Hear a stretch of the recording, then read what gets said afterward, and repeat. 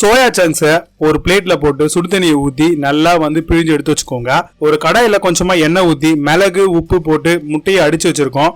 அதை வந்து போட்டுட்டு தனியா ஃப்ரை பண்ணி எடுத்து வச்சுக்கோங்க. இப்போ அதே கடாயில கொஞ்சமா எண்ணெய் ஊத்தி பச்சை மிளகா கொஞ்சம், பூண்டு கொஞ்சம், நீட் வாக்கில் கட் பண்ணப்பட்ட வெங்காயம், கேப்சிகம், குடமிளகா ஆட் பண்ணிட்டு சால்ட் தேவைக்கு ஏற்ற மாதிரி ஆட் பண்ணி நல்லா வந்து ஃப்ரை பண்ணிட்டு கொஞ்சம் கருவேப்பிலையும் போட்டுக்கோங்க. ஃப்ரை ஆனதுக்கு அப்புறம் 1 ஸ்பூன் அளவுக்கு கரம் மசாலா, 1 ஸ்பூன் அளவுக்கு ரெட் சில்லி பவுடர், 1 ஸ்பூன் அளவுக்கு தனியாத்தூள், ஒரு 2-3 packet Maggi masala, tomato ketchup, vinegar, soya sauce, red chilli sauce இதெல்லாமே ஆட் பண்ணிக்கோங்க. கிரீன் சில்லி சாஸும் உட்பட. இப்போ நம்ம வச்சிருக்கக்கூடிய அந்த சோயா சங்க்ஸ், நம்ம வச்சிருக்கக்கூடிய டாப் ரோமன் நூல்ஸ் இருக்கு, அதெல்லாம் போட்டு நல்லா வெந்ததுக்கு அப்புறம் கருவேப்பிலை கொத்தமல்லி போட்டுட்டு ஸ்கிராம்பிள் பண்ணப்பட்ட அந்த எக்ஸையும் அதில் போட்டுட்டு நல்லா வந்து மிக்ஸ் பண்ணி விடுங்க.